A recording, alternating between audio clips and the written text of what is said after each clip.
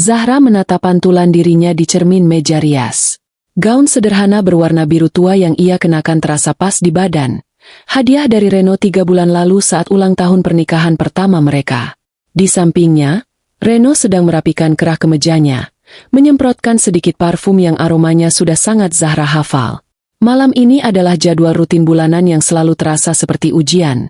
Makan malam di rumah orang tua Reno. Sudah siap, sayang? Tanya Reno, senyumnya tampak ringan, seolah tidak ada beban sama sekali. Zahra menghela napas pelan sebelum membalas senyum suaminya. Sudah. Zahra mencintai Reno, sangat mencintainya. Pria itu baik, perhatian, dan pekerja keras. Mereka bertemu 2 tahun lalu di sebuah pameran seni, di mana Zahra yang bekerja sebagai desainer grafis lepas sedang memamerkan beberapa karyanya. Reno, yang saat itu baru merintis usaha kafenya sendiri, langsung terpikat. Hubungan mereka berjalan mulus dan indah, sampai tiba saatnya Zahra diperkenalkan pada keluarga Reno. Saat itulah Zahra pertama kali merasakan adanya tembok besar tak kasat mata di antara mereka. Tembok yang terbuat dari status sosial, kekayaan, dan pandangan meremehkan. Orang tua Zahra, Pak Raditya dan Ibu Indah, adalah orang-orang yang sangat sederhana. Ayahnya seorang pensiunan guru yang kini menyibukkan diri dengan kebun kecil di belakang rumah, sementara ibunya adalah ibu rumah tangga biasa. Mereka tinggal di sebuah rumah mungil di pinggiran kota, jauh dari gemerlap kehidupan keluarga Reno. Sebaliknya, keluarga Reno, Pak Farel dan Ibu Fania, adalah pemilik Farel Group, sebuah konglomerasi yang bergerak di bidang properti dan perhotelan. Mereka tinggal di sebuah rumah megah yang lebih mirip istana daripada tempat tinggal. Sejak awal, Ibu Fania tidak pernah menutupi ketidaksukaannya pada Zahra. Baginya, Zahra adalah gadis biasa dari keluarga tak terpandang yang entah bagaimana berhasil menjerat putra satu-satunya. Pernikahan mereka tetap terjadi karena Reno bersikeras. Namun persetujuan yang diberikan terasa seperti sebuah konsesi yang terpaksa, bukan restu yang tulus. Perjalanan menuju rumah mertuanya selalu terasa lebih lama dari yang seharusnya. Zahra memandangi deretan rumah-rumah mewah yang mereka lewati, masing-masing dengan pilar-pilar tinggi dan taman yang terawat sempurna. Suasana di dalam mobil terasa hening. Reno fokus menyetir, sementara Zahra sibuk menata hatinya, mempersiapkan diri untuk rentetan sindiran halus yang pasti akan ia terima. Nanti kalau ibu tanya soal pekerjaanmu, jawab saja yang baik-baik, ya. Ucap Reno memecah keheningan, matanya masih lurus ke depan. Zahra menoleh. Memangnya kapan aku pernah menjawab tidak baik, Mas? Tanyanya dengan nada yang sedikit lebih tajam dari yang ia maksudkan. Reno meliriknya sekilas. Bukan begitu, sayang. Maksudku, kamu tahu kan ibu kadang suka, kritis. Bilang saja proyekmu lancar, klienmu banyak. Biar dia senang. Hati Zahra mencelos. Lagi-lagi ia diminta untuk memoles kenyataan agar sesuai dengan standar mertuanya. Ia hanya seorang desainer lepas, penghasilannya tidak menentu, namun cukup untuk memenuhi kebutuhannya sendiri. Tapi di mata Ibu Fania, pekerjaannya tak lebih dari sekadar hobi pengisi waktu luang. Mobil mereka akhirnya berhenti di depan gerbang raksasa yang terbuka secara otomatis. Seorang satpam memberi hormat saat mobil melaju masuk ke halaman yang luas. Rumah itu berdiri angkuh, cahayanya benderang menerangi malam. Setiap kali datang ke sini, Zahra selalu merasa seperti orang asing yang salah masuk ke sebuah pameran kemewahan. Ibu Fania menyambut mereka di ambang pintu. Penampilannya sempurna seperti biasa. Gaun malam berwarna marun, rambut disanggul rapi, dan perhiasan berlian yang berkilauan di leher dan pergelangan tangannya. Ia menyapa Reno dengan pelukan hangat, lalu beralih pada Zahra, memberinya sebuah ciuman di udara yang pipinya pun tak tersentuh. Matanya bergerak cepat, memindai Zahra dari atas sampai bawah. Gaunmu sederhana sekali, Zahra, komentarnya, terdengar seperti pujian namun terasa seperti tamparan. Tapi biru memang warna yang aman. Ini hadiah dari Mas Reno, Bu, jawab Zahra, berusaha menjaga senyumnya. Di ruang makan, Pak Farel sudah menunggu. Pria itu sedang membaca sebuah koran bisnis, dan hanya menurunkan korannya sejenak untuk mengangguk singkat pada mereka. Meja makan yang panjang itu sudah tertata dengan peralatan makan perak yang berkilau dan gelas-gelas kristal. Seorang pelayan berdiri di setiap sudut ruangan, siap melayani. Makan malam dimulai dengan obrolan seputar bisnis Pak Farel, proyek baru di Bali, rencana ekspansi ke Singapura, dan keluhan tentang betapa sulitnya mencari tenaga kerja yang kompeten. Zahra hanya bisa diam mendengarkan, sesekali menyuap makanannya yang terasa hambar di lidah. Reno berusaha melibatkannya dalam percakapan, tapi setiap kali ia mencoba, ibunya akan dengan cepat mengalihkan topik. "Oh ya, Zahra," kata Ibu Fania tiba-tiba, meletakkan garpunya. "Teman ibu, Tante Rina, anaknya baru saja menikah dengan putra seorang menteri. Pestanya luar biasa mewah. Gaun pengantinnya saja dirancang desainer dari Paris. Kamu pasti suka melihatnya. Hal-hal seperti itu kan bisa jadi inspirasi untuk gambar-gambarmu." Zahra merasakan darahnya memanas. Gambar-gambarmu. Seolah pekerjaannya adalah aktivitas anak TK yang sedang belajar mewarnai. "Pekerjaan saya lebih ke desain korporat, Bu. Logo, branding, hal-hal seperti itu," sahut Zahra dengan tenang. "Oh, begitu," balas Ibu Fania dengan nada meremehkan. "Apa masih cukup untuk membeli tas baru? Ibu lihat kamu masih pakai tas yang itu-itu saja. Nanti kapan-kapan ibu ajak kamu belanja, biar Reno tidak malu kalau mengajakmu ke acara penting." Reno terbatuk kecil. "Ibu, tas Zahra masih bagus." "Bagus menurut standar siapa? Reno, kamu harus menjaga citra keluargamu." Penampilan istri mencerminkan kesuksesan suami. Timpal Pak Farel tanpa mengalihkan pandangan dari piringnya. Zahra menunduk, menata piringnya yang masih terisi setengah. Nafsu makannya hilang seketika. Rasanya ada gumpalan besar yang menyangkut di tenggorokannya. Ia melirik Reno, mencari pembelaan, namun suaminya hanya memberinya tatapan, "Sabar." Ya, yang sudah sangat ia benci. Sepanjang sisa makan malam itu, Zahra lebih banyak diam, membangun benteng di dalam dirinya untuk menahan setiap peluru sindiran yang ditembakkan ke arahnya. Perjalanan pulang terasa lebih hening dari perjalanan berangkat. Kemarahan, kekecewaan, dan rasa lelah beraduk menjadi satu di dalam dada Zahra. Ia tidak ingin memulai pertengkaran, tapi ia juga tidak bisa terus-menerus menelan semua ini sendirian. "Mas tidak lihat bagaimana ibu dan ayahmu tadi?" ucapnya pelan, suaranya bergetar. "Aku lihat, sayang," jawab Reno sambil menghela napas panjang. "Maafkan mereka." "Ya. Bukan maafmu yang aku butuhkan, Mas. Aku butuh kamu membelaku. Aku ini istrimu. Kenapa kamu diam saja saat aku direndahkan di depan matamu sendiri?" "Aku tidak mau suasana jadi makin keruh. Zahra, kamu tahu sendiri watak ibu seperti apa. Melawannya hanya akan membuat keadaan lebih buruk. Jadi aku harus diam saja? Menerima semua hinaan itu seumur hidup kita?"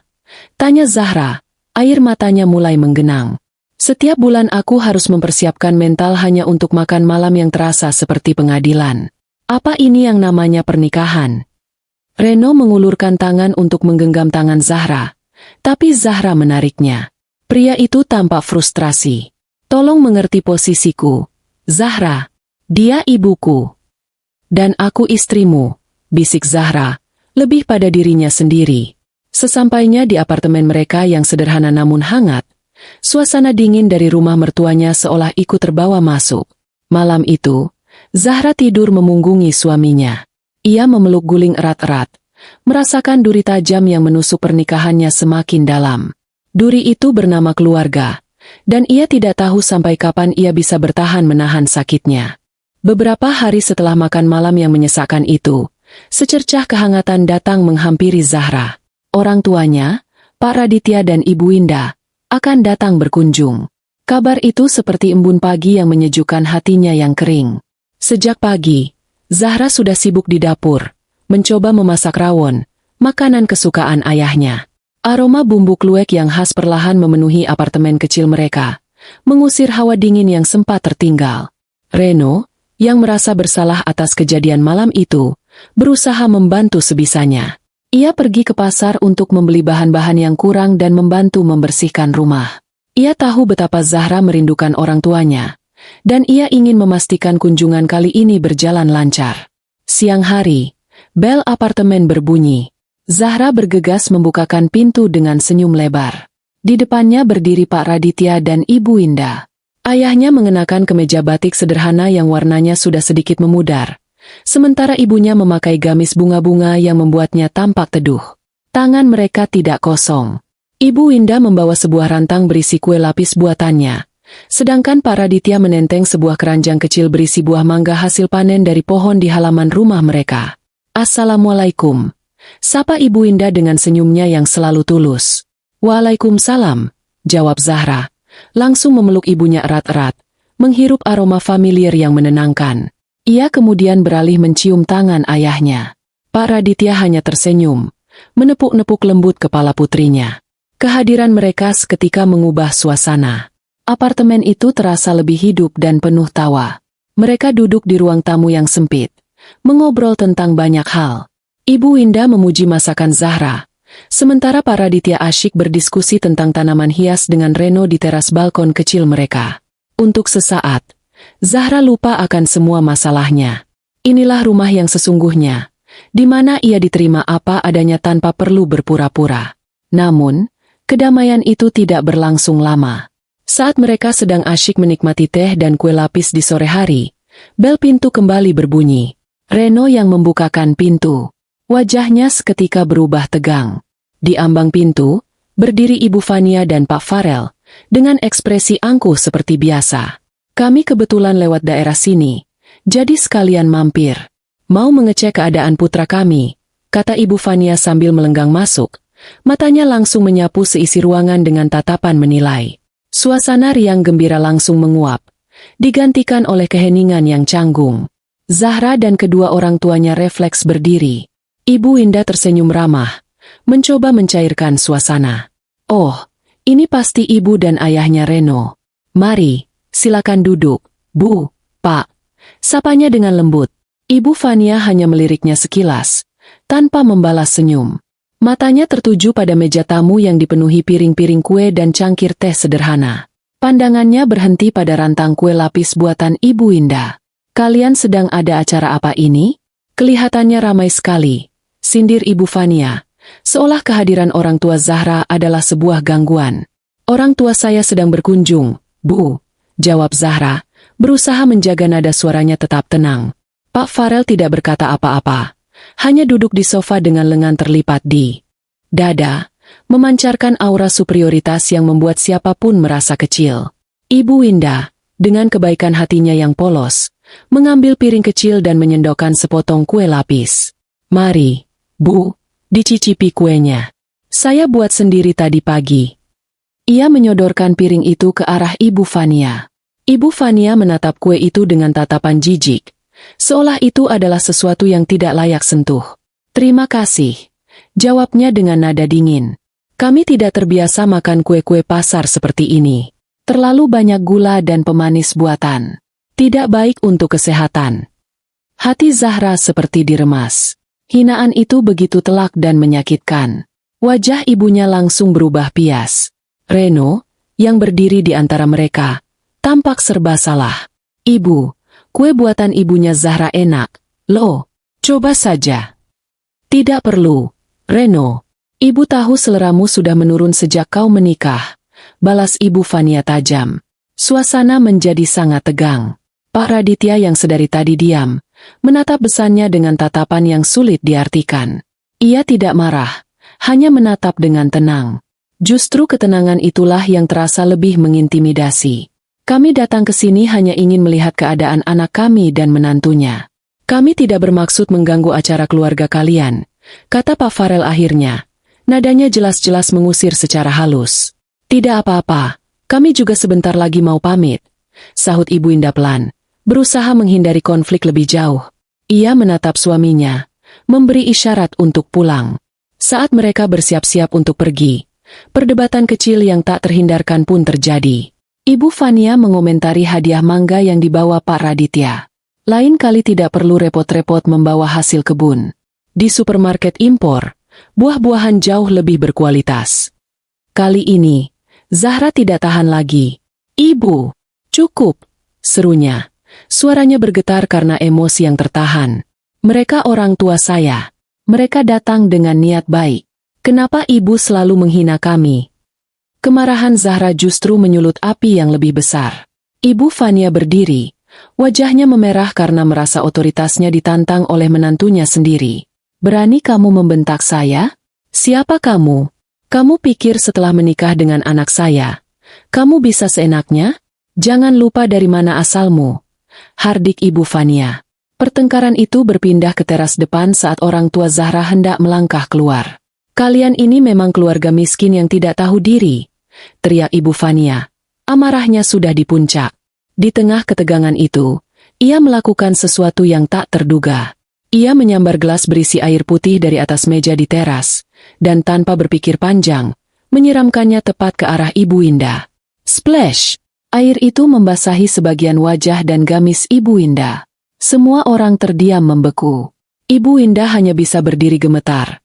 Matanya berkaca-kaca karena terkejut dan malu. Zahra menjerit tertahan, sementara Reno terpaku di tempatnya, pucat pasi. Di tengah kekacauan itu, satu orang tetap tenang, Pak Raditya. Ia sama sekali tidak menunjukkan kemarahan. Dengan gerakan yang sangat perlahan, ia mengeluarkan sapu tangan dari sakunya dan dengan sabar mengelap wajah istrinya yang basah. Ia membetulkan letak kerudung istrinya, lalu menatap lurus ke arah Pak Farel dan Ibu Fania yang masih memasang ekspresi puas dan penuh kemenangan. Sebuah senyum tipis yang ganjil tersungging di bibir Pak Raditya. Senyum itu tenang, namun menyimpan sesuatu yang dalam dan kelam di baliknya. Aku akan hancurkan bisnismu, katanya dengan suara yang sangat pelan, nyaris seperti bisikan, namun terdengar sangat jelas di tengah keheningan yang mencekam. Dan bisnis anakmu. Hening sejenak. Lalu, tawa mengejek meledak dari mulut Pak Farel dan Ibu Fania. Mereka tertawa terbahak-bahak, seolah baru saja mendengar lelucon paling konyol di dunia. Hancurkan kami? Cibir Pak Farel sambil menyeka air mata karena terlalu banyak tertawa. Dengar itu, Fania, pensiunan guru ini mau menghancurkan Farel Group. Dengan apa? Dengan uang pensiunannya. Orang miskin kalau sudah putus asa memang suka berhayal, timpal Ibu Fania sinis. Sudahlah, ayo kita pulang, Farel. Tidak ada gunanya meladeni orang-orang gila ini. Mereka berbalik dan pergi, meninggalkan gema tawa mereka yang menghina. Zahra menangis terseduh-seduh sambil memeluk ibunya yang masih syok. Reno berdiri membatu. Wajahnya dipenuhi rasa malu dan penyesalan yang tak terhingga. Di tengah semua itu, Pak Raditya hanya berdiri diam. Senyum tenangnya belum juga hilang dari wajah. Ia menatap kepergian mobil mewah besarnya, dan matanya menyiratkan sebuah janji yang dingin. Badai akan segera datang. Perjalanan pulang terasa lebih menyakitkan daripada 1000 cambukan. Zahra duduk di kursi belakang mobil sewaan, memeluk ibunya yang lebih banyak dia menatap keluar jendela. Air mata Ibu Indah sudah kering, meninggalkan jejak sembab di wajahnya yang teduh.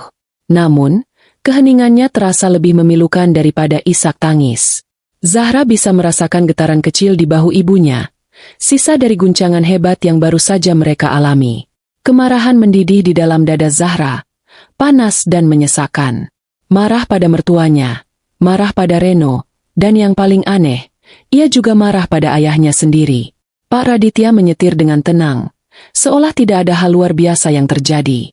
Wajahnya datar, tangannya memegang kemudi dengan mantap, dan matanya fokus pada jalanan malam yang basah oleh sisa gerimis sore. Tidak ada tanda-tanda amarah, tidak ada secuil pun dendam yang terpancar dari raut wajahnya. Ketenangan inilah yang membuat Zahra gila. Bagaimana bisa ayahnya tetap setenang ini setelah istrinya, belahan jiwanya, dihina dan dipermalukan sedemikian rupa di depan mata kepalanya sendiri? Kenapa ayah diam saja? Akhirnya Zahra tidak tahan lagi. Suaranya serak dan bergetar, memecah keheningan yang pekat di dalam mobil. Kenapa ayah hanya tersenyum? Mereka menyiram ibu. Mereka menyebut kita keluarga miskin yang tidak tahu diri. Di mana harga diri ayah? Pak Raditya melirik putrinya dari kaca spion tengah. Tatapannya masih sama, tenang dan dalam. Amarah tidak akan menyelesaikan masalah, Zahra. Amarah hanya akan membuat kita terlihat sama rendahnya dengan mereka. Tapi setidaknya itu menunjukkan kita punya perasaan. Yah, daripada hanya tersenyum seperti tadi. Ayah tahu, senyum ayah itu menakutkan. Seolah ayah menikmati penghinaan itu. Tuduh Zahra. Air matanya kembali mengalir deras. Ibu Indah mengulurkan tangan, menggenggam tangan putrinya. "Sudah, Nak, jangan salahkan ayahmu. Ayahmu hanya tidak ingin memperkeruh suasana." "Memperkeruh suasana?" Zahra tertawa sinis. "Suasana apalagi yang bisa lebih keruh dari itu, Bu?" "Ibu disiram air. Di depan kami semua. Dan suamiku, Mas Reno, dia hanya diam. Sama seperti ayah. Dia membisu seolah tidak terjadi apa-apa." "Reno berada di posisi yang sulit," kata Pak Raditya pelan. "Dia terjepit di antara ibu dan istrinya. Itu bukan hal yang mudah." "Tapi aku istrinya. Seharusnya dia membelaku. Membela ibu," sergah Zahra lagi. Emosinya meluap-luap. Pak Raditya tidak menjawab lagi. Ia kembali fokus ke jalan. Keheningan kembali menyelimuti mereka. Kali ini terasa lebih berat, dipenuhi oleh kekecewaan Zahra yang tak terucapkan. Ia menyandarkan kepalanya di bahu ibunya, memejamkan mata. Bayangan wajah Ibu Fania yang tertawa mengejek terus berputar di kepalanya, diselingi oleh senyum misterius ayahnya. Keduanya terasa sama-sama menyakitkan. Mereka tiba di rumah mungil orang tuanya lewat tengah malam. Rumah itu terasa seperti sebuah surga yang aman setelah badai yang baru saja mereka lewati. Ibu Indah segera masuk ke kamar untuk membersihkan diri dan beristirahat. Tinggallah Zahra dan ayahnya di ruang tamu yang sederhana, ditemani suara detak jam dinding tua. Zahra menatap ayahnya yang sedang menuang air putih ke dalam gelas. Pria itu tampak lelah. Garis-garis di wajahnya terlihat lebih jelas di bawah cahaya lampu yang temaram. Selama ini, Zahra mengenal ayahnya sebagai sosok yang sabar, bijaksana, dan sedikit pendiam. Seorang pensiunan guru yang mendedikasikan hidupnya untuk mengajar dan merawat keluarga. Ia tidak pernah melihat ayahnya benar-benar marah. Bahkan ketika Zahra kecil melakukan kesalahan besar, ayahnya hanya akan menasihatinya dengan suara lembut. Ketenangan ayahnya yang dulu ia kagumi, malam ini terasa seperti sebuah kelemahan. "Ayah benar-benar tidak marah?" tanya Zahra lirih. Pak Raditya meletakkan gelasnya dan duduk di hadapan putrinya. Ia menatap Zahra lekat-lekat. "Marah itu seperti api, Zahra. Kalau kecil, bisa menghangatkan. Tapi, kalau terlalu besar, ia akan membakar habis semuanya, termasuk diri kita sendiri." Ayah marah, tentu saja. Marah sekali. Tapi kemarahan ayah tidak untuk ayah pamerkan dengan teriakan atau makian. Ia meraih tangan Zahra, menggenggamnya dengan hangat. "Orang yang menghina ibumu," lanjutnya dengan suara yang dalam dan serius. "Mereka akan belajar apa artinya rasa takut yang sesungguhnya. Bukan rasa takut karena ancaman kosong, tapi rasa takut saat mereka menyadari bahwa semua yang mereka banggakan, semua yang membuat mereka sombong, bisa lenyap dalam sekejap mata." Ada sesuatu dalam nada bicara ayahnya yang membuat bulu kuduk Zahra meremang. Itu bukan suara ayahnya yang biasa. Ada bobot dan kekuatan di balik setiap katanya. Sebuah keyakinan absolut yang entah datang dari mana. Apa maksud ayah dengan kata-kata ayah tadi? Soal akan menghancurkan bisnis mereka. Pak Raditya tersenyum lagi. Senyum yang sama seperti di teras rumah Zahra tadi. Namun kali ini Zahra melihatnya dengan cara yang berbeda. Di baliknya bukan ada kepasrahan, melainkan sebuah janji. Anggap saja itu ucapan seorang suami yang marah karena istrinya dilecehkan. Jawabnya ringan, mencoba mengalihkan pembicaraan. Ia kemudian berdiri. "Sudah malam. Sebaiknya kamu istirahat. Besok pagi biar ayah antar pulang." Zahra hanya bisa menurut. Ia masuk ke kamar masa kecilnya. Namun matanya tak bisa terpejam. Pikirannya terus berkecamuk. Ia mencoba memahami ayahnya. Mencoba mencari celah di balik topeng ketenangan itu. Apakah ayahnya hanya mencoba menghibur dirinya dan ibunya dengan kata-kata besar? Atau ada sesuatu yang lebih dari itu? Sesuatu yang selama ini tidak pernah Zahra ketahui tentang pria yang telah membesarkannya. Di ruang sebelah, Pak Raditya tidak langsung tidur. Ia duduk di kursi kerjanya yang tua, di sudut ruangan yang dipenuhi rak-rak buku. Ia tidak menyalakan lampu, hanya membiarkan cahaya bulan masuk melalui jendela. Untuk beberapa saat, ia hanya diam, menatap telepon genggam model lama yang tergeletak di atas meja. Lalu, dengan gerakan yang pasti, ia mengambil telepon itu. Jarinya menekan tombol panggilan cepat nomor 1. Hanya butuh 2 kali dering sebelum panggilan itu dijawab. "Selamat malam, Pak. Sapa sebuah suara berat dan profesional di seberang sana. "Malam, Adrian," balas Pak Raditya. Suaranya kini terdengar berbeda. Lebih tajam, berwibawa, dan penuh otoritas. Sangat kontras dengan citra pensiunan guru yang melekat padanya. "Apa kau sedang sibuk?" "Tidak pernah terlalu sibuk untuk Bapak. Ada yang bisa saya bantu?" Pak Raditya terdiam sejenak. Matanya menatap keluar jendela, ke arah kegelapan malam. Bayangan wajah istrinya yang basah dan gemetar melintas di benaknya, diikuti oleh tawa angkuh kedua besannya. "Sudah saatnya," ucap Pak Raditya pelan, namun setiap katanya mengandung beban yang berat. "Mulai rencana, badai senyap." Hening sejenak di seberang telepon. Lalu suara bernama Adrian itu menjawab dengan nada yang sigap dan tanpa keraguan sedikitpun. "Targetnya, Pak? Farel Group, milik Farel Adhinata," jawab Pak Raditya. "Aku mau kau lumpuhkan mereka. Mulai dari klien terbesar, jalur kredit, pemasok utama, hingga ke akar-akarnya. Lakukan secara perlahan, sistematis. Biarkan mereka merasakan kepanikan sedikit demi sedikit. Aku ingin mereka tahu bagaimana rasanya kehilangan segalanya." "Dan untuk bisnis putranya, Reno?" tanya Adrian. Pak Raditya menghela napas. "Ini adalah bagian yang paling sulit. Sentuh juga. Tapi jangan sampai hancur total. Cukup untuk memberinya pelajaran agar bisa berdiri di kakinya sendiri, bukan di bawah bayang-bayang orang tuanya." "Baik, Pak. Perintah diterima. Akan saya mulai besok pagi," kata Adrian. "Bagus," balas Pak Raditya. "Laporkan perkembangannya padaku. Dan ingat, jangan tinggalkan jejak apapun yang bisa mengarah padaku. Bagi dunia, aku tetaplah Raditya Pranata, seorang pensiunan guru biasa." "Selalu seperti itu, Pak. Selamat istirahat." Panggilan itu berakhir. Pak Raditya meletakkan kembali teleponnya di atas meja. Ia bersandar di kursinya, memejamkan mata. Senyum tipis itu kembali terukir di bibirnya. Ini bukan lagi senyum misterius, melainkan senyum seorang predator yang baru saja melepaskan rantainya. Badai itu akan datang dalam diam, dan saat Farel dan Fania menyadarinya, mereka sudah berada tepat di pusat pusarannya, tanpa ada jalan untuk keluar. 3 hari berlalu sejak insiden di apartemen Zahra. Bagi keluarga Farel, kejadian itu sudah hampir terlupakan, dianggap sebagai drama kecil yang tidak penting. Ibu Fania sudah kembali sibuk dengan arisan dan pertemuan sosialitanya, menceritakan dengan bangga bagaimana ia memberi pelajaran pada keluarga besarnya yang tidak tahu aturan. Pak Farel juga sudah kembali tenggelam dalam kesibukannya mengelola Farel Group dari kantornya yang mewah di puncak gedung pencakar langit. Ancaman kosong dari seorang pensiunan guru tentu saja tidak sepadan dengan waktu dan pikirannya. Pagi itu, Pak Farel memimpin rapat dewan direksi seperti biasa. Agendanya adalah finalisasi kesepakatan dengan PT Sentosa Jaya, klien terbesar mereka selama hampir 1 dekade. Kontrak baru bernilai triliunan rupiah itu akan menjadi penopang utama pendapatan perusahaan untuk 5 tahun ke depan. Semuanya sudah diatur.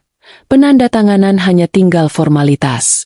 "Jadi, semua sudah siap untuk acara penandatanganan besok lusa?" tanya Pak Farel dengan nada puas, menyandarkan punggungnya di kursi kulit yang empuk. Direktur pemasarannya, seorang pria bernama Budi, mengangguk antusias. "Siap, Pak. Tim dari Sentosa Jaya sudah konfirmasi kehadiran. Semuanya berjalan sesuai rencana." Namun, di tengah suasana optimistis itu, Sekretaris Pak Farel masuk ruang rapat dengan wajah pucat dan napas terengah-engah. Ia membisikkan sesuatu ke telinga Pak Farel. Seketika, raut wajah Pak Farel berubah drastis. "Apa maksudmu?" tanyanya dengan suara tertahan. "Tidak mungkin. Sambungkan teleponnya ke ruanganku. Sekarang." Pak Farel bergegas keluar dari ruang rapat, meninggalkan dewan direksi yang saling berpandangan dengan bingung. Di ruang kerjanya, ia menyambar gagang telepon. "Halo, Pak Hartono? Ini saya, Farel. Ada apa ini? Kenapa tiba-tiba pihak Anda mengirim email pembatalan kontrak?" tanyanya tanpa basa-basi. Di seberang sana, suara Pak Hartono, CEO PT Sentosa Jaya yang biasanya ramah, kini terdengar dingin dan menjaga jarak. "Maaf, Pak Farel. Ini keputusan mendadak dari Dewan Komisaris kami. Kami memutuskan untuk tidak melanjutkan kerjasama dengan Farrell Group. Tidak melanjutkan? Tapi kenapa? Apa ada masalah dengan proposal kami? Kita bisa bicarakan ini baik-baik. Pak Hartono, kita sudah bekerja sama bertahun-tahun.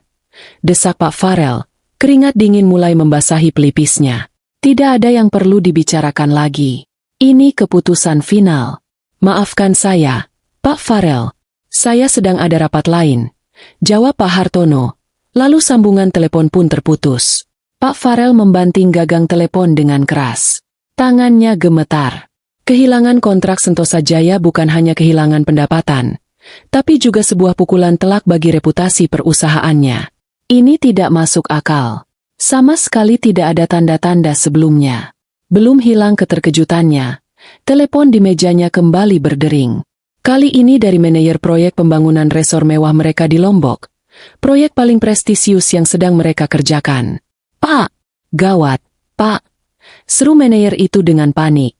Baru saja ada surat datang dari Dinas Tata Ruang Provinsi. Izin mendirikan bangunan kita tiba-tiba dibekukan. Pak! Katanya ada pelanggaran analisis dampak lingkungan yang baru ditemukan. Proyek harus dihentikan total sampai ada pemberitahuan lebih lanjut. Apa? Pelanggaran apa? Bukankah semua izin sudah beres dari dulu? Raung Pak Farrell, kepalanya terasa mau pecah. Saya juga tidak mengerti, Pak. Semuanya terasa sangat aneh dan mendadak. Dalam satu pagi, dua pilar utama bisnisnya diguncang hebat. Pak Farrell merasa seperti sedang diserang dari dua arah sekaligus. Ia mencoba menenangkan dirinya, berpikir bahwa ini mungkin hanya kebetulan yang sangat-sangat buruk. Mungkin ada pesaing yang bermain kotor di belakangnya. Ia menghabiskan sisa hari itu dengan menelepon semua koneksinya, mencoba mencari tahu apa yang sebenarnya terjadi. Namun, semua usahanya sia-sia. Pintu yang biasanya selalu terbuka untuknya, kini seolah tertutup rapat. Orang-orang yang dulu menjilatnya, kini menghindarinya dengan berbagai alasan. Malam harinya, ia pulang dengan wajah muram. Ibu Fania yang sedang mencoba gaun baru untuk pesta akhir pekan, langsung menyadari ada yang tidak beres. Kamu kenapa, Farrell? Wajahmu kusut sekali. Tanyanya sambil mematut diri di depan cermin. Pak Farrell menghempaskan tubuhnya ke sofa, melonggarkan dasinya. Kacau. Semuanya kacau hari ini. Sentosa Jaya membatalkan kontrak, dan proyek Lombok dihentikan paksa. Ibu Fania menghentikan aktivitasnya. Dibatalkan? Dihentikan? Bagaimana bisa? Aku juga tidak tahu. Semuanya terjadi begitu saja, tanpa peringatan. Rasanya seperti ada yang sengaja mengerjai kita. Geram Pak Farrell. Mereka berdua terdiam, mencoba mencerna rentetan nasib buruk itu. Ibu Fania masih mencoba berpikir positif. Sudahlah, mungkin hanya masalah sementara. Perusahaan sebesar kita pasti bisa mengatasinya. Mungkin ini hanya kesialan bisnis biasa. Sementara itu, di apartemennya, Reno juga merasakan dampak dari badai yang mulai terbentuk. Kafenya yang biasanya ramai pengunjung, hari itu terasa sangat sepi. Lalu, telepon berdering. Itu dari pemasok biji kopi premiumnya, yang sudah menjadi mitranya sejak awal ia merintis usaha. Maaf, Mas Reno, kata si pemasok dengan nada menyesal. Mulai besok kami tidak bisa mengirim pasokan kopi lagi ke kafe Mas Reno. Loh, kenapa, Pak? Apa ada masalah dengan pembayaran saya? Tanya Reno, terkejut. Bukan itu. Pembayaran Mas Reno selalu lancar. Ini masalah internal kami, Mas. Kami harus memutus kerjasama dengan beberapa klien, dan sayangnya kafe Mas Reno termasuk salah satunya. Sekali lagi maaf, ya. Telepon ditutup. Reno termangu. Beberapa jam kemudian, kepala baristanya yang paling ia andalkan, datang menemuinya dengan wajah murung. Ia menyerahkan surat pengunduran diri. Maaf, Mas Reno. Saya mendapat tawaran kerja di tempat lain dengan gaji yang jauh lebih baik. Saya tidak bisa menolaknya, katanya. Dalam satu hari, Reno kehilangan pemasok utama dan karyawan terbaiknya. Ia merasa ada yang aneh. Semua ini terlalu kebetulan untuk menjadi kenyataan. Pikirannya melayang pada kejadian 3 hari yang lalu. Pada ancaman yang diucapkan oleh ayah mertuanya. Aku akan hancurkan bisnismu, dan bisnis anakmu. Reno menggelengkan kepalanya cepat, mencoba mengusir pikiran konyol itu. Tidak mungkin. Pak Raditya hanyalah seorang pensiunan guru yang sederhana. Apa yang bisa ia lakukan? Namun, sekeras apapun ia mencoba menyangkalnya, sebersit rasa cemas mulai merayap di dalam hatinya. Kecemasan itu semakin menjadi saat ia pulang ke apartemen dan menemukan Zahra sedang berbicara di telepon dengan ayahnya. Iya, ayah, Zahra baik-baik saja. Ayah dan ibu bagaimana? Sehat? Kata Zahra dengan nada ceria. Melihat Reno datang, Zahra segera mengakhiri panggilannya. Mas sudah pulang. Sapanya. Baru saja, jawab Reno singkat, meletakkan tas kerjanya dengan kasar. Kamu habis telepon ayahmu? Iya, hanya menanyakan kabar, jawab Zahra, merasakan ada yang aneh dengan nada bicara suaminya. Ada apa, Mas? Kelihatannya lelah sekali. Reno menatap istrinya lekat-lekat. Di kafe ada sedikit masalah. Pemasok kopi tiba-tiba memutus kontrak, dan barista andalanku mengundurkan diri. Semuanya terjadi hari ini. Zahra terdiam. Ia bisa melihat keresahan di mata suaminya. Entah kenapa, firasatnya mengatakan ini bukan sekadar masalah bisnis biasa. Ingatannya kembali pada janji ayahnya malam itu. Mereka akan belajar apa artinya rasa takut. Mungkin hanya kebetulan, Mas, ucap Zahra pelan, meskipun ia sendiri tidak yakin dengan ucapannya. Reno tidak menjawab. Ia hanya berjalan menuju kamar dengan langkah gontai. Retakan pertama sudah muncul, tidak hanya di pilar bisnis Farel Group, tapi juga di dalam rumah tangga mereka.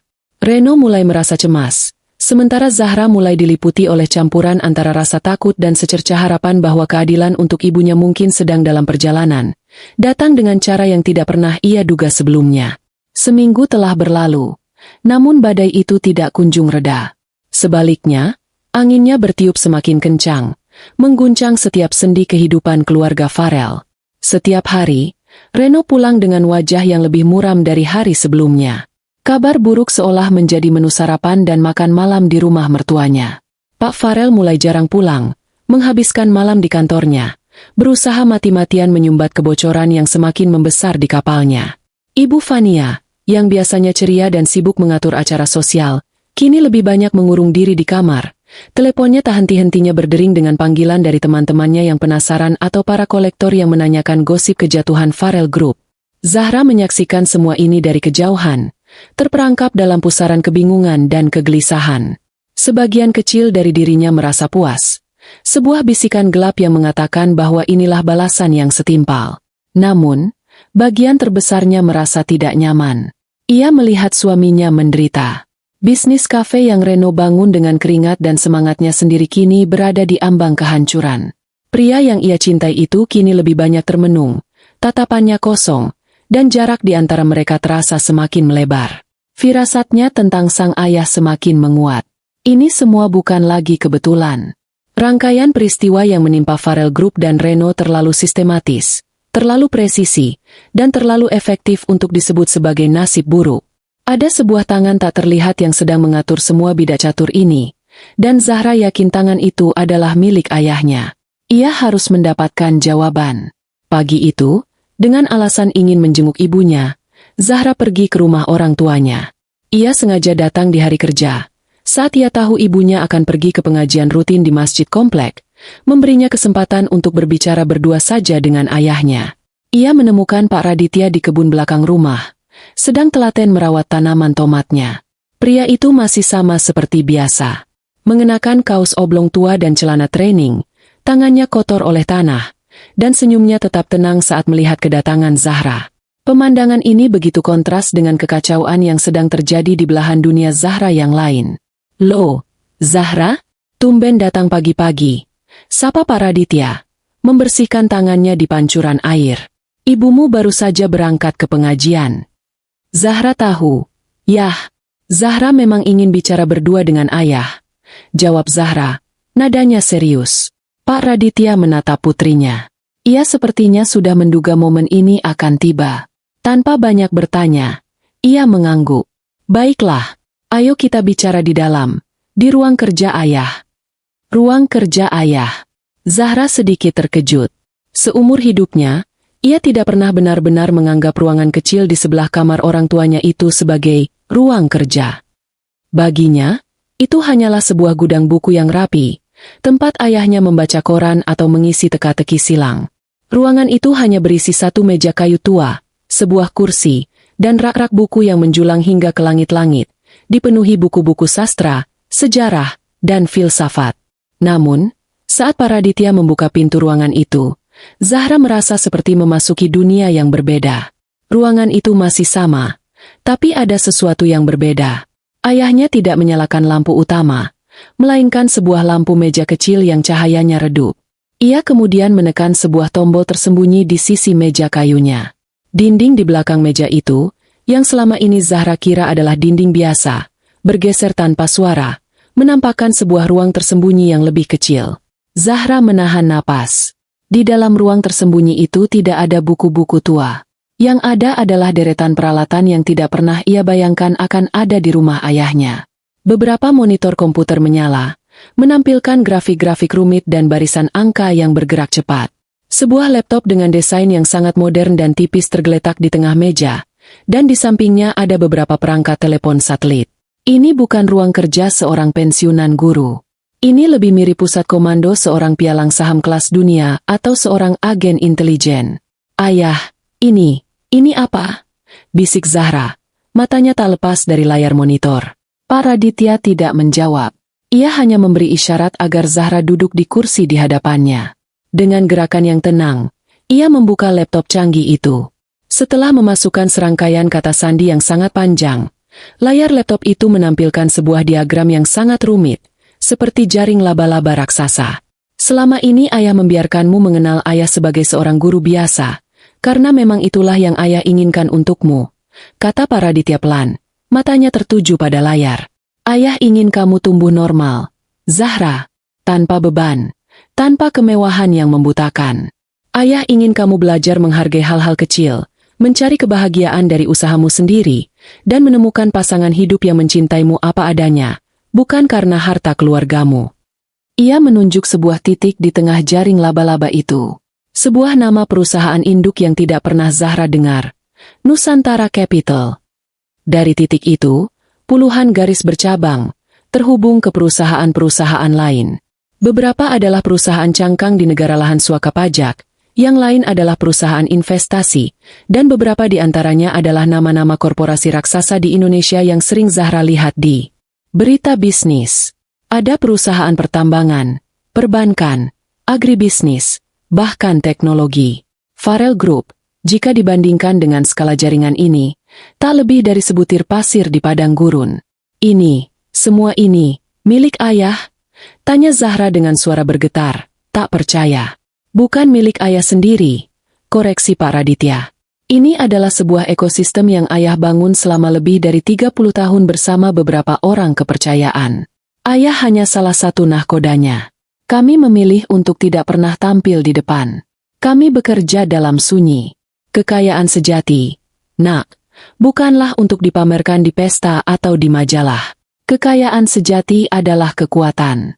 Kekuatan untuk melindungi, kekuatan untuk membangun, dan jika diperlukan, kekuatan untuk menghancurkan. Zahra terpana. Otaknya berusaha keras mencerna informasi yang luar biasa ini. Pria sederhana yang setiap pagi menyiram tanaman tomat, yang mengajarinya membaca dan menulis, yang selalu memberinya nasihat-nasihat bijak dengan perumpamaan sederhana, ternyata adalah seorang raksasa bisnis, seorang titan finansial yang namanya bahkan tidak tercatat di majalah bisnis manapun. Seorang hantu di dunia korporat. Kenapa, ya? Kenapa ayah menyembunyikan semua ini? Paraditya menghela napas panjang. Ia memutar laptopnya sehingga Zahra bisa melihat lebih jelas. Dulu, saat ayah masih muda dan naif, ayah pernah membangun sebuah usaha dari nol bersama sahabat ayah. Kami sukses besar. Tapi kesuksesan itu menarik perhatian orang-orang jahat. Sahabat ayah dikhianati, keluarganya diancam, dan usahanya direbut paksa. Ayah belajar pelajaran yang sangat pahit hari itu. Semakin tinggi pohon, semakin kencang anginnya. Semakin kau terlihat, semakin besar target di punggungmu. Sejak saat itu, ayah bersumpah untuk tidak akan pernah lagi menjadi target. Ayah memilih untuk menjadi angin itu sendiri. Tak terlihat, tak terdengar, tapi bisa merobohkan pohon setinggi apapun.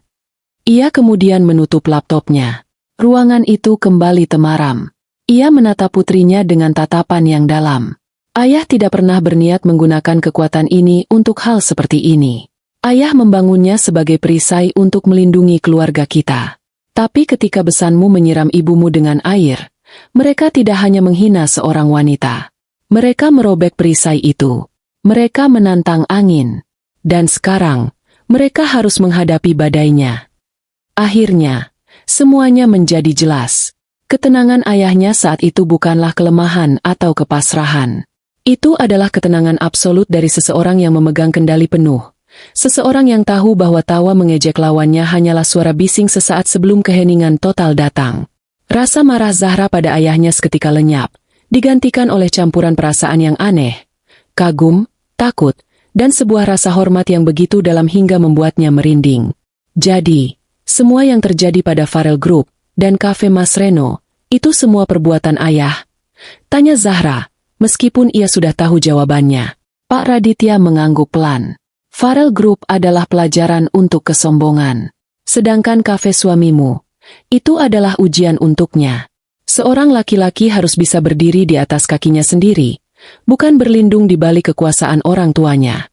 Dia harus belajar bahwa tugas seorang suami adalah menjadi perisai bagi istrinya. Jika dia tidak bisa melakukannya, maka dia belum pantas disebut sebagai kepala keluarga. Zahra terdiam. Ia memikirkan Reno. Ia memikirkan rasa frustrasi dan keputusasaan di mata suaminya. Ayahnya benar. Selama ini Reno selalu menghindar dari konflik dengan ibunya, memintanya untuk bersabar, tanpa pernah benar-benar membelanya. Mungkin, badai ini memang diperlukan untuk merobohkan pohon-pohon tua yang rapuh, agar tunas-tunas baru bisa tumbuh lebih kuat. Kegelisahan di hati Zahra perlahan berubah menjadi sebuah kepasrahan yang mantap. Ia sekarang mengerti skala permainan yang sedang dimainkan ayahnya. Ini bukan lagi sekadar balas dendam. Ini adalah penataan ulang sebuah tatanan. Dan mertuanya, dengan keangkuhan mereka, telah secara tidak sadar menabuh genderang perang melawan kekuatan yang bahkan tidak pernah mereka ketahui keberadaannya. Jika minggu pertama adalah guncangan gempa, maka minggu kedua adalah tsunami yang datang setelahnya. Efek domino dari dua pukulan awal yang dilancarkan Pak Raditya mulai menyebar dengan kecepatan yang mengerikan, meruntuhkan pilar-pilar Farel Group satu persatu. Kehancuran itu tidak datang dalam ledakan besar, melainkan dalam serangkaian keruntuhan kecil yang sistematis, yang secara kumulatif menciptakan sebuah malapetaka. Dimulai dari para pemasok. PT Beton Perkasa, pemasok semen utama untuk semua proyek properti mereka selama 15 tahun, tiba-tiba mengirimkan surat pemutusan kontrak. Alasannya, perubahan strategi bisnis internal. Sehari kemudian, distributor keramik dan saniter terbesar yang menjadi mitra mereka juga melakukan hal yang sama. Lalu diikuti oleh pemasok baja, kaca, bahkan perusahaan penyedia jasa keamanan. Semuanya dengan alasan yang dibuat-buat dan tidak masuk akal. Pak Farel menelepon para pemilik perusahaan itu, orang-orang yang sering ia ajak bermain golf dan makan malam mewah, namun mereka semua seolah menghindar. Jawabannya seragam. Maaf, Farel, ini di luar kendaliku. Tanpa pasokan material, semua proyek konstruksi Farel Group yang tersisa otomatis berhenti total. Ribuan pekerja bangunan terpaksa dirumahkan. Berita ini dengan cepat menyebar, menciptakan kepanikan di antara para pembeli unit apartemen dan rumah yang pembangunannya kini mangkrak. Pukulan berikutnya datang dari sektor perbankan. Bank Sentral Asia, lembaga keuangan yang telah menjadi penyokong utama Farel Group sejak awal berdiri, tiba-tiba membekukan seluruh fasilitas kredit mereka. Dengan alasan, peningkatan risiko, akibat pembatalan kontrak Sentosa Jaya dan terhentinya proyek-proyek besar. Bank menuntut Farel Group untuk segera melunasi sebagian utang jangka pendeknya jika ingin fasilitas kredit dibuka kembali. Ini adalah hukuman mati. Tanpa aliran dana segar dari bank, Farel Group benar-benar lumpuh. Kas perusahaan terkuras habis untuk biaya operasional, sementara pemasukan berhenti total. Rumor di pasar modal menyebar lebih cepat dari api.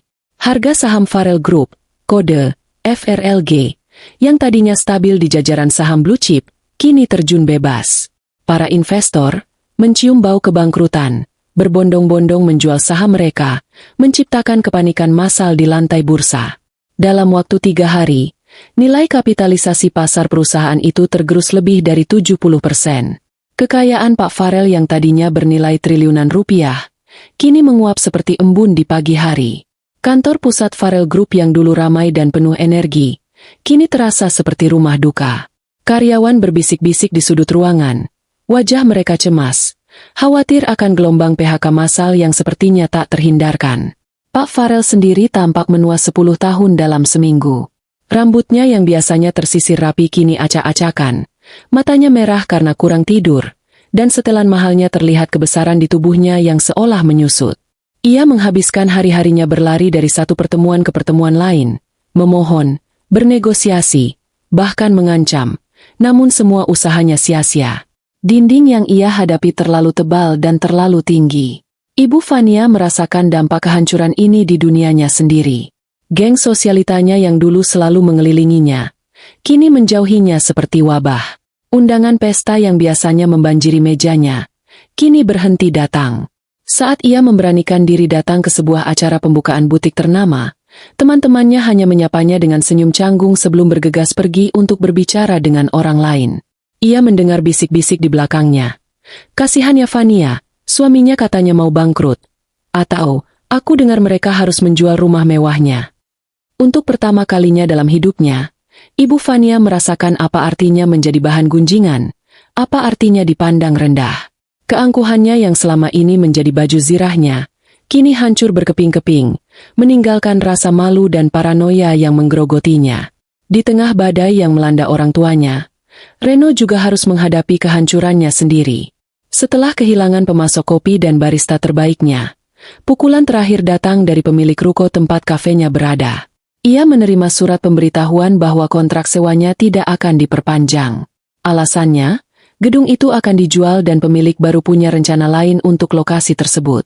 Ia diberi waktu 30 hari untuk mengosongkan tempat itu. Kafenya, satu-satunya hal yang ia bangun dengan tangannya sendiri, mimpinya untuk mandiri, kini secara efektif telah mati. Malam itu, Reno pulang ke apartemen dengan perasaan hancur lebur. Ia melihat Zahra sedang merapikan ruang tamu, menyenandungkan lagu pelan. Ketenangan istrinya terasa begitu kontras dengan kekacauan di dalam dirinya. Kecurigaannya terhadap Pak Raditya kini bukan lagi sekadar firasat, melainkan sebuah kepastian yang menyakitkan. Ia berdiri di ambang pintu, menatap Zahra dengan tatapan yang tajam dan penuh luka. "Ini bukan kebetulan, kan, Zahra?" tanyanya dengan suara serak. "Semua ini, ayahmu yang melakukannya," jawab aku dengan jujur. Zahra berhenti bergerak. Ia membalikkan badan, menatap suaminya. Ia bisa melihat keputusasaan yang mendalam di mata Reno. Ia tidak bisa lagi berbohong atau berpura-pura tidak tahu. Setelah percakapannya dengan sang ayah, ia sudah memantapkan hatinya. Ia tidak menjawab secara langsung. Ia hanya berjalan mendekati Reno, menatap lurus ke matanya. Keheningannya adalah sebuah pengakuan. "Ibumu menghina ibuku di depan mataku, Mas." Ia menyiramnya dengan air seolah ibuku adalah binatang. "Dan kamu hanya diam," katanya dengan suara yang tenang namun menusuk. "Ayahku hanya melakukan apa yang seharusnya dilakukan seorang suami dan seorang ayah. Melindungi kehormatan keluarganya dengan cara yang ia tahu." Kata-kata itu menghantam Reno seperti sebuah tamparan keras. Ia tidak bisa membantah. Semua yang dikatakan Zahra adalah kebenaran. Kebenaran yang selama ini coba ia abaikan. Rasa marah pada ayah mertuanya bercampur aduk dengan rasa bersalah dan malu yang luar biasa pada dirinya sendiri. Ia marah karena mimpinya dihancurkan, tapi ia lebih marah pada dirinya sendiri karena kelemahannya, karena kegagalannya sebagai seorang suami. "Tapi kafeku, itu tidak ada hubungannya dengan mereka. Itu milikku," seru Reno, suaranya bergetar menahan tangis. "Kenapa ayahmu harus menghancurkannya juga?" "Mungkin agar kamu belajar," sahut Zahra pelan. "Belajar bahwa berdiri di atas kaki sendiri artinya kamu juga harus siap menjadi perisai untuk orang yang kamu sayangi. Bukan hanya sekadar membangun bisnis." Malam itu, untuk pertama kalinya, Mereka tidur di kamar yang sama namun terasa seperti berada di benua yang berbeda. Fondasi pernikahan mereka bergetar hebat. Reno diliputi oleh kehancuran dan penyesalan. Sementara Zahra berdiri di tengah badai dengan hati yang terbelah. Keluarga mertuanya sedang menerima karma atas kesombongan mereka. Namun di saat yang sama, pria yang ia cintai juga ikut terseret ke dalam pusaran kehancuran itu. Badai ciptaan ayahnya memang efektif. Namun ia tidak pernah menyangka bahwa serpihan-serpihan dari kehancuran itu juga akan melukai hatinya. Kehancuran Farrell Group bukan lagi sekadar rumor, melainkan sebuah fakta brutal yang terpampang di setiap tajuk berita bisnis. Pak Farrell kini menjadi paria di dunia yang dulu memujanya. Setiap pintu yang ia ketuk tertutup di depan wajahnya. Setiap panggilan telepon yang ia lakukan berakhir dengan penolakan yang dingin. Keputusasaan mulai berubah menjadi obsesi. Ia tidak lagi peduli bagaimana cara menyelamatkan perusahaannya. Ia hanya ingin tahu satu hal, siapa? Siapa dalang di balik serangan yang begitu sempurna dan mematikan ini? Ia tahu ini bukan lagi sekadar persaingan bisnis. Ini adalah sesuatu yang personal. Serangan ini terlalu terkoordinasi, terlalu kejam. Rasanya seperti ada tangan dewa yang tak terlihat sedang membalikan papan permainannya, menghapus semua bidaknya satu persatu.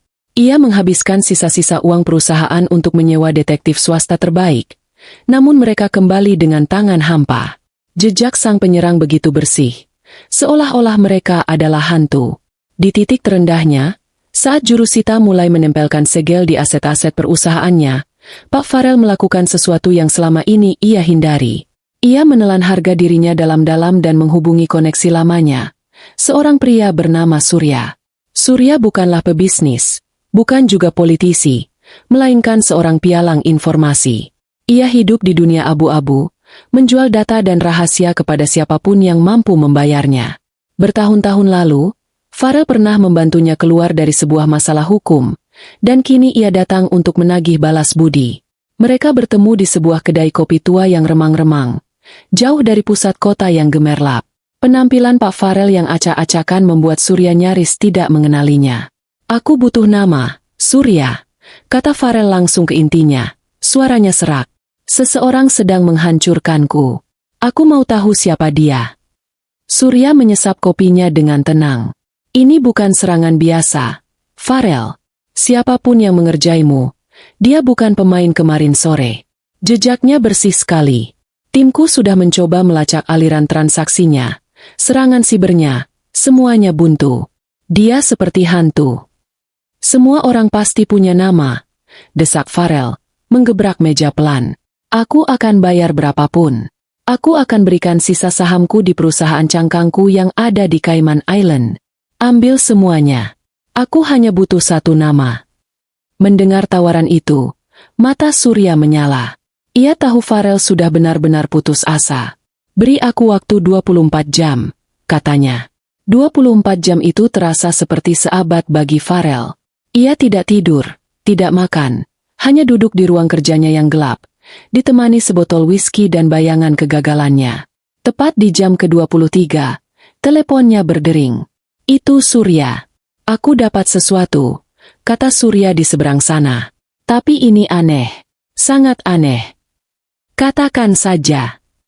"Namanya Raditya Pranata." Hening. Farrell mengerutkan keningnya. Nama itu terdengar familiar, tapi otaknya yang lelah tidak bisa langsung mengingatnya. "Raditya siapa? Aku tidak kenal pebisnis bernama Raditya." "Dia bukan pebisnis, Farrell. Menurut data kependudukan, dia seorang pensiunan guru. Alamatnya di pinggiran kota. Tidak ada catatan kekayaan, tidak ada catatan kriminal, tidak ada apa-apa. Orangnya bersih total." Saat itulah, seperti disambar petir di siang bolong, Farrell teringat. Pensiunan guru, alamat di pinggiran kota. Ayah Zahra. Besannya. Tidak mungkin. Farrell tertawa, tapi tawanya terdengar histeris dan kosong. "Jangan bercanda, Surya. Kau pasti salah orang. Dia hanya guru tua miskin yang bahkan tidak bisa membelikan istrinya baju yang layak." "Aku juga berpikir begitu pada awalnya," sahut Surya. Nadanya serius. "Sampai aku menggali lebih dalam, menggunakan koneksi lamaku di dunia bawah tanah. Nama Raditya Pranata itu hanya kamuflase. Di lingkaran elit yang sangat tertutup, di level yang bahkan kau dan aku tidak bisa sentuh, dia punya julukan. Julukan apa? Tanya Farel. Jantungnya mulai berdebar kencang. Mereka memanggilnya Hiu Pesisir, bisik Surya, seolah takut nama itu terdengar oleh orang lain. Karena dia tidak pernah berburu di laut dalam yang ramai. Dia berburu dalam diam di perairan dangkal yang tenang, memangsa siapapun yang lengah. Dia adalah investor bayangan. Farel, hantu. Dia tidak punya perusahaan atas namanya sendiri, tapi jaringannya mengendalikan puluhan korporasi besar dari balik layar melalui proksi dan entitas yang rumit. Kekuatannya bukan pada apa yang dia miliki, tapi pada siapa yang berutang budi padanya. Satu panggilan telepon darinya bisa membuat Dewan Direksi Bank Sentral berkeringat dingin. Satu perintahnya bisa menghentikan pasokan komoditas satu negara. Tubuh Pak Farel gemetar hebat. Gelas whisky di tangannya jatuh dan pecah berkeping-keping di lantai. Surya melanjutkan. Suaranya kini penuh dengan nada simpati yang menakutkan. Orang-orang seperti dia punya satu aturan tak tertulis. Farel, jangan pernah sentuh keluarga mereka. Anonimitas dan keselamatan keluarga adalah segalanya. Menyerang keluarganya sama saja dengan menandatangani surat kematianmu sendiri dengan darah. Aku tidak tahu apa yang sudah kau lakukan padanya. Tapi kau tidak hanya menginjak ekor ular. Kau membakar sarangnya, lalu menyiram ratunya dengan air. Sambungan telepon terputus. Tapi suara Surya terus terngiang di telinga Farel. Ia terhuyung-huyung keluar dari ruang kerjanya, mencari istrinya. Ia menemukan Ibu Fania sedang duduk termenung di tepi kolam renang yang airnya sudah mulai keruh karena tak terawat. Fania, panggilnya dengan suara bergetar. Ibu Fania menoleh. Matanya bengkak karena terlalu banyak menangis. Aku sudah tahu siapa orangnya, lanjut Farel. Orang yang menghancurkan kita. Ia menceritakan semuanya. Tentang Raditya Pranata. Tentang Hiu Pesisir. Tentang kekuatan tak terlihat yang selama ini bersembunyi di balik penampilan sederhana seorang guru. Reaksi Ibu Fania sama persis seperti dirinya. Pertama, penyangkalan total. Lalu, saat kepingan-kepingan puzzle itu mulai menyatu, ancaman di teras rumah, senyum tenang yang ganjil, rentetan kehancuran yang sempurna, penyangkalan itu berubah menjadi pemahaman. Dan pemahaman itu dengan cepat berubah menjadi teror murni yang melumpuhkan. Mereka berdua kini teringat dengan sangat jelas setiap detail hari itu. Ejekan mereka, tawa mereka yang angkuh, dan puncaknya, adegan saat Fania menyiramkan air ke wajah Ibu Winda. Di hadapan mereka saat itu bukanlah seorang wanita lemah, melainkan permaisuri dari seorang raja yang tak terlihat. Dan senyum tenang Pak Raditya, yang dulu mereka anggap sebagai tanda kekalahan, kini mereka sadari sebagai senyum seorang algojo yang sedang mengasah kapaknya. Keangkuhan mereka yang setinggi langit kini runtuh, digantikan oleh rasa takut yang begitu primal, begitu mendasar, hingga membuat tulang-tulang mereka terasa ngilu. Mereka telah membangunkan seekor naga yang sedang tertidur. Ketakutan adalah motivator yang paling kuat. Ia mampu melucuti harga diri, mengikis kesombongan, dan memaksa manusia melakukan hal-hal yang tidak pernah mereka bayangkan sebelumnya. Bagi Pak Farel dan Ibu Fania, teror akan nama Raditya Pranata telah membunuh semua sisa keangkuhan mereka. Mereka tidak lagi memikirkan bisnis atau status sosial. Mereka hanya memikirkan satu hal, bagaimana cara untuk selamat. Tidak ada pilihan lain. Tidak ada tempat untuk lari. Tidak ada celah untuk melawan. Satu-satunya jalan yang tersisa adalah jalan yang paling memalukan. Jalan yang paling mereka benci, memohon ampun. Malam itu juga, mereka mengambil keputusan. Reno, yang sudah mereka panggil pulang, hanya bisa menatap kedua orang tuanya dengan pandangan nanar. Ia sudah menduga ini sejak lama, namun melihat kehancuran total di wajah ayah dan ibunya tetap saja terasa menyakitkan sekaligus membenarkan rasa bersalahnya. Kita harus ke sana. Sekarang juga, kata Reno dengan suara tegas yang jarang ia tunjukkan pada orang tuanya. Ini satu-satunya cara. Perjalanan menuju rumah Pak Raditya adalah sebuah prosesi pemakaman bagi harga diri mereka. Mereka tidak lagi menaiki sedan mewah dengan sopir pribadi. Mereka bertiga berdesakan di dalam mobil city car milik Reno yang jarang terpakai. Tidak ada yang berbicara. Pak Farel mencengkeram kemudi dengan tangan gemetar. Sementara Ibu Fania duduk di kursi belakang, terisak pelan dalam diam. Wanita itu bahkan tidak sempat merias wajahnya. Pakaian yang ia kenakan kusut, rambutnya berantakan. Ia terlihat seperti orang asing bagi dirinya sendiri. Saat mobil memasuki gang sempit menuju rumah orang tua Zahra, jantung mereka seolah berhenti berdetak. Rumah sederhana yang dulu mereka pandang dengan jijik, kini tampak seperti istana seorang kaisar yang tak terjamah, memancarkan aura kekuatan yang menakutkan. Setiap pot bunga, setiap kerikil di halaman, seolah menatap dan menghakimi mereka. Reno mematikan mesin mobil. Untuk beberapa saat, tidak ada yang bergerak, seolah kaki mereka terpaku di lantai mobil. Akhirnya, Reno menghela napas panjang dan keluar lebih dulu. Diikuti oleh kedua orang tuanya yang melangkah dengan gontai, seperti terpidana mati yang berjalan menuju tiang gantungan. Mereka berdiri di depan pintu kayu yang sederhana. Reno mengangkat tangannya untuk mengetuk, namun ragu. Ayahnya yang kemudian mengambil alih, mengetuk pintu itu 3 kali dengan pelan. Suara ketukan itu terdengar begitu keras di tengah keheningan malam. Pintu terbuka. Sosok Ibu Indah muncul di ambang pintu. Wajahnya menunjukkan keterkejutan saat melihat siapa tamu yang datang di tengah malam. Di belakangnya, berdiri Pak Raditya. Wajahnya tetap sama, tenang, tanpa ekspresi, seolah ia sudah tahu mereka akan datang. Saat itulah, hal yang tak terbayangkan terjadi. Tanpa sepatah kata pun, didorong oleh gelombang ketakutan dan keputusasaan yang tak tertahankan, Pak Farel dan Ibu Fania menjatuhkan diri mereka. Mereka berlutut di atas keset usang di teras rumah itu. Ibu Fania, sosialita angkuh yang dunianya berputar pada citra dan kemewahan, merangkak maju dan memegang ujung gamis Ibu Indah. Kepalanya tertunduk dalam. Isak tangis yang sedari tadi ia tahan kini meledak menjadi raungan keputusasaan yang memilukan. Ampun, Bu Indah. Ampun. Tangisnya tersedu-sedu. Kata-katanya tidak jelas. Saya salah. Saya sudah berdosa. Saya mohon, ampuni saya. Tolong bilang pada suami ibu. Hentikan semua ini. Tolong. Kami sudah tidak sanggup lagi.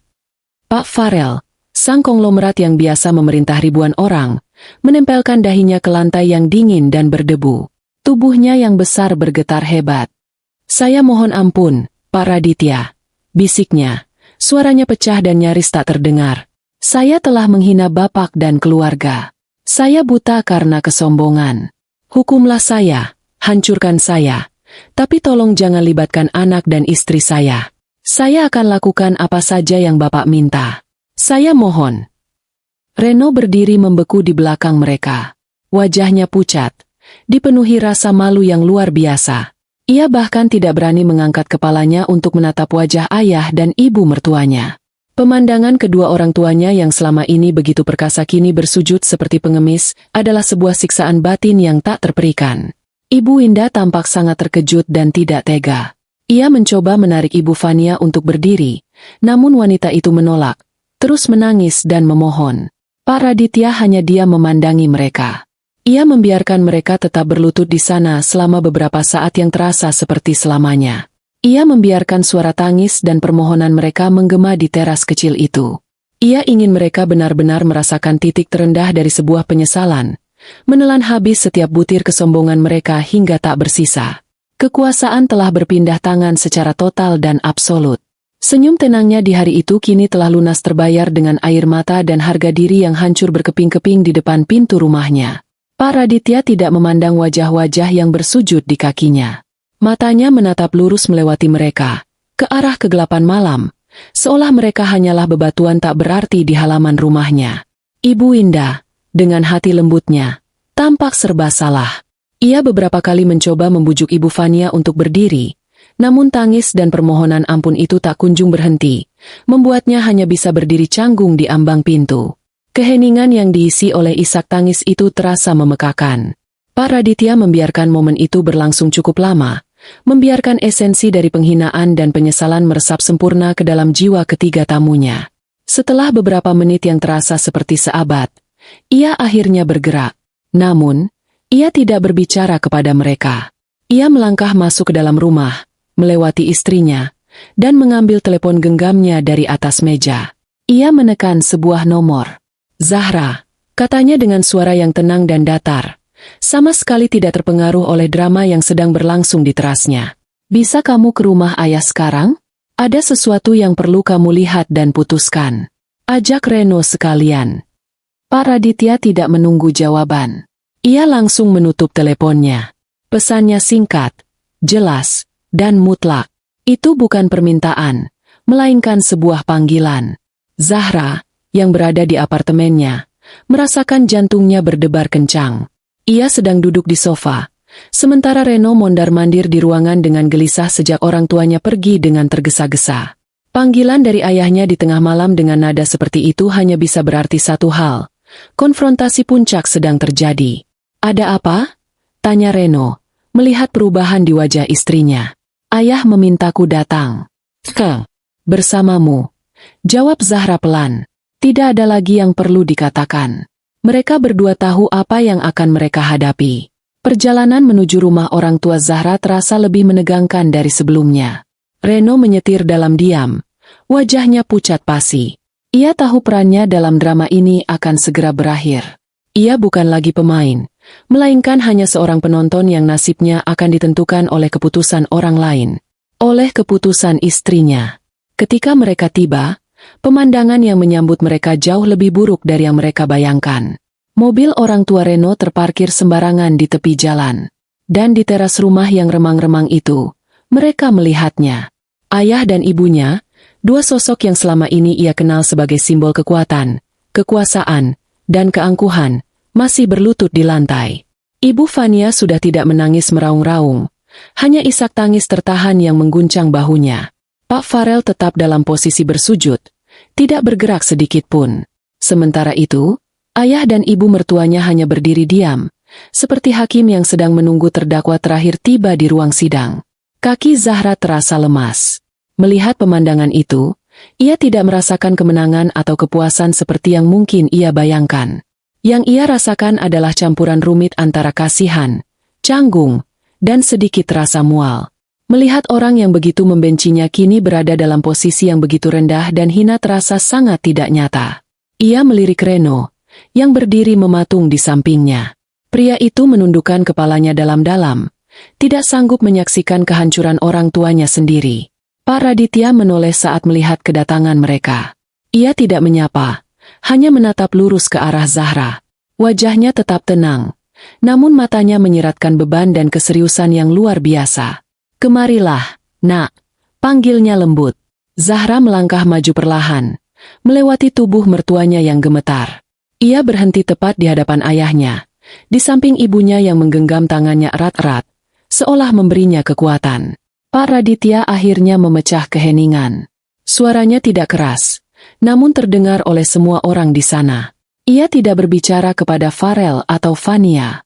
Ia hanya berbicara kepada Zahra.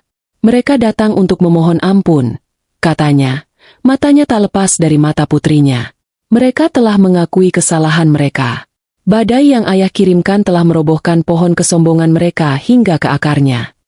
Ia berhenti sejenak, membiarkan kata-katanya meresap. Semua ini terjadi karena satu alasan. Karena kehormatan ibumu. Karena air mata ibumu yang jatuh di teras rumahmu hari itu. Ayah hanya membalas setiap tetes air mata itu dengan kerugian miliaran rupiah bagi mereka. Ibu Fania tersentak mendengar kalimat itu. Isak tangisnya kembali menjadi lebih keras. Pak Farel gemetar lebih hebat, namun tetap tidak berani mengangkat wajahnya. Sekarang, lanjut Pak Raditya, badai ini berada dalam kendali ayah. Ayah bisa menghentikannya sekarang juga, dan membiarkan mereka hidup dengan sisa-sisa puing yang ada. Atau, ayah bisa membiarkannya terus berjalan sampai tidak ada satupun batu bata yang tersisa di atas pondasi kerajaan mereka. Ayah bisa membuat nama Farel Adhinata terhapus dari sejarah bisnis selamanya. Ia mengulurkan tangannya, menangkup pipi Zahra dengan lembut. Tapi keputusan itu bukan milik ayah. Bukan juga milik ibumu. Keputusan itu milikmu, Zahra. Dunia Zahra seolah berhenti berputar. Beban dari kata-kata ayahnya terasa begitu berat. Menekan pundaknya hingga ia nyaris tak bisa bernapas. Ia menatap ayahnya, lalu ibunya. Ia melihat rasa sakit yang masih tersisa di mata ibunya. Sebuah luka yang mungkin tidak akan pernah sembuh total. Ia teringat dengan jelas bagaimana rasanya saat itu. Rasa marah, tidak berdaya, dan malu yang membakar hatinya. Nuraninya berteriak, biarkan saja mereka hancur. Mereka pantas mendapatkannya. Lalu, matanya beralih ke 3 sosok yang berada di bawah. 2 orang yang berlutut, dan 1 orang yang berdiri dalam kehancuran. No, suaminya. Reno akhirnya mengangkat wajahnya. Mata mereka bertemu. Di dalam mata Reno, Zahra tidak melihat pembelaan untuk orang tuanya. Yang ia lihat adalah permohonan yang putus asa, sebuah pengakuan total atas kegagalannya. Tatapan itu berkata, aku tahu aku salah. Aku telah gagal melindungimu dan ibumu. Tapi tolong, jangan hancurkan mereka sepenuhnya. Apapun keputusanmu, aku akan menerimanya. Hati Zahra terbelah. Di satu sisi, ada keadilan untuk ibunya. Di sisi lain, ada masa depan suaminya dan sisa-sisa dari keluarga yang kini terikat dengannya. Menghancurkan Farel dan Vania sepenuhnya mungkin akan terasa memuaskan untuk sesaat, tapi itu juga akan meninggalkan luka permanen di dalam diri Reno, luka yang mungkin akan meracuni pernikahan mereka selamanya. Ia tidak ingin membangun kebahagiaannya di atas penderitaan total orang lain, bahkan jika orang itu telah menyakitinya. Setelah pergulatan batin yang terasa seperti selamanya, Zahra menarik napas dalam-dalam. Keputusannya sudah bulat. Ia menatap ayahnya dengan mantap. Hentikan, Yah. Sebuah desahan lega yang nyaris tak terdengar lolos dari bibir Reno. Pak Farel dan Ibu Vania mengangkat kepala mereka sedikit, tidak percaya dengan apa yang baru saja mereka dengar. Zahra, kamu yakin? Tanya Pak Raditya, memastikan. Yakin, jawab Zahra tegas. Lalu ia beralih menatap kedua mertuanya yang masih berlutut. Suaranya kini terdengar dingin dan penuh wibawa. Sebuah kekuatan baru yang lahir dari rasa sakitnya. Tapi ada syaratnya. Ia menatap lurus ke arah Ibu Vania. Pertama, saya ingin ibu meminta maaf secara tulus kepada ibu saya. Bukan di sini, bukan di teras yang gelap ini, tapi di hadapan seluruh keluarga besar kita, keluarga ibu dan keluarga saya. Saya ingin semua orang yang pernah mendengar ibu merendahkan keluarga saya, untuk mendengar ibu mengakui kesalahan dan memohon maaf kepada wanita yang telah ibu hina. Kemudian, ia beralih ke Pak Farel. Kedua, saya tidak peduli dengan bisnis Bapak.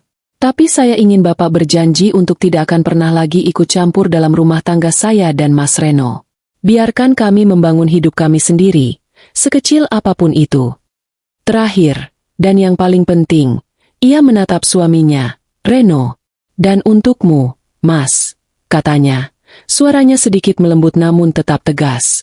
Mulai besok, kita cari kehidupan kita sendiri, jauh dari bayang-bayang mereka. Kita mulai dari nol jika perlu.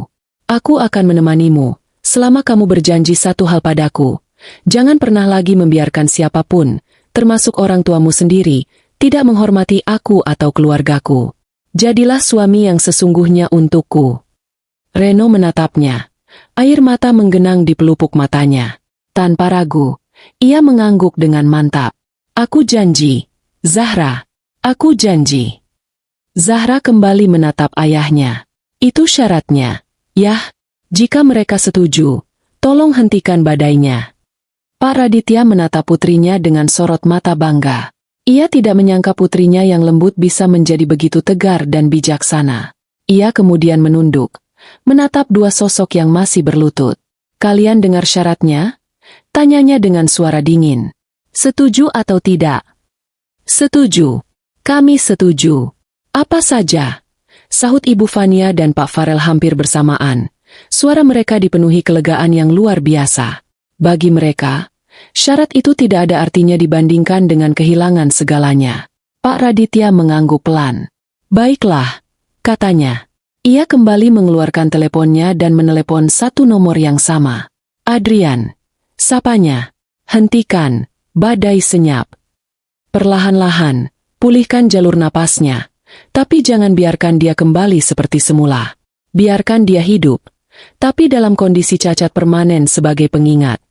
Setelah menutup telepon, ia menatap Farel dan Vania untuk terakhir kalinya. Sekarang, pergilah dari rumahku. Malam itu, sebuah perang telah usai. Bukan dimenangkan oleh kekuatan uang atau kekuasaan, melainkan oleh keputusan seorang wanita yang memilih pengampunan daripada kehancuran total, memilih membangun masa depan daripada terus terikat pada dendam masa lalu. 1 tahun berlalu. Waktu berjalan seperti sungai yang tenang, perlahan menghanyutkan endapan lumpur dari badai yang pernah mengamuk. Kehidupan telah menemukan keseimbangan barunya, sebuah tatanan yang jauh berbeda dari sebelumnya. Zahra dan Reno kini tinggal di sebuah rumah kontrakan kecil di area yang jauh dari pusat kota. Apartemen lama mereka, yang cicilannya dibantu oleh Pak Farel, telah mereka jual. Reno, dengan sisa tabungannya dan sedikit bantuan modal dari Zahra yang bersikeras ingin ikut andil, membuka sebuah kedai kopi kecil. Bukan kafe mewah seperti dulu, hanya sebuah warung sederhana dengan beberapa meja dan kursi kayu yang ia buat sendiri. Namun, tempat itu selalu ramai. Aroma kopi yang digiling sendiri oleh Reno setiap pagi berpadu dengan kehangatan senyum Zahra yang melayani pelanggan. Mereka bekerja keras dari pagi hingga malam. Tubuh mereka lelah, tapi hati mereka penuh. Hubungan mereka berubah total. Reno seolah terlahir kembali menjadi pria yang berbeda. Kehilangan segalanya ternyata menjadi anugerah terselubung baginya. Ia tidak lagi menjadi anak manja yang berlindung di balik nama besar keluarganya. Ia menjadi seorang suami, seorang mitra sejati bagi Zahra. Setiap keputusan besar mereka ambil bersama. Setiap malam, sesibuk apapun, mereka selalu menyempatkan diri untuk duduk berdua, berbagi cerita tentang hari yang telah lewat. Di mata Zahra, Reno kini jauh lebih gagah dan bernilai daripada saat ia mengendarai mobil sport dan memakai jam tangan mahal. Perisai yang Zahra minta telah terbentuk, bukan dari baja kekayaan, melainkan dari tempaan kerja keras dan komitmen yang tulus. Keluarga Farel, seperti yang diperintahkan Pak Raditya, dibiarkan hidup namun dalam kondisi cacat permanen. Farel Group tidak bangkrut total. Berkat pencabutan blokade secara perlahan, mereka berhasil merestrukturisasi utang dan bertahan sebagai perusahaan skala menengah. Rumah megah mereka terpaksa dijual untuk menutupi kerugian. Mereka kini tinggal di sebuah rumah yang jauh lebih kecil, di kompleks perumahan biasa. Mobil-mobil mewah, sopir, dan para pelayan kini hanya tinggal kenangan. Janji mereka ditepati. Seminggu setelah malam nahas itu, sebuah acara pertemuan keluarga besar diadakan. Di hadapan puluhan pasang mata yang terkejut, Ibu Fania, dengan wajah pucat dan suara bergetar, berdiri dan meminta maaf secara terbuka kepada Ibu Indah atas semua hinaan dan perbuatannya. Itu adalah momen yang canggung dan menyakitkan, namun menjadi titik balik yang membersihkan udara keruh di antara kedua keluarga. Sejak saat itu, Pak Farel dan Ibu Fania tidak pernah lagi ikut campur dalam kehidupan Reno dan Zahra. Hubungan mereka menjadi dingin dan berjarak, hanya sebatas formalitas di hari raya. Suatu minggu sore yang cerah, Pak Raditya dan Ibu Indah datang berkunjung ke rumah kontrakan Zahra. Mereka duduk di teras belakang yang sempit namun asri, dikelilingi pot-pot tanaman yang dirawat sendiri oleh Zahra. Reno sedang dengan bangga menyeduhkan kopi racikan terbarunya untuk ayah mertuanya. Suasana terasa ringan dan penuh tawa. Saat sedang asyik mengobrol, ponsel Zahra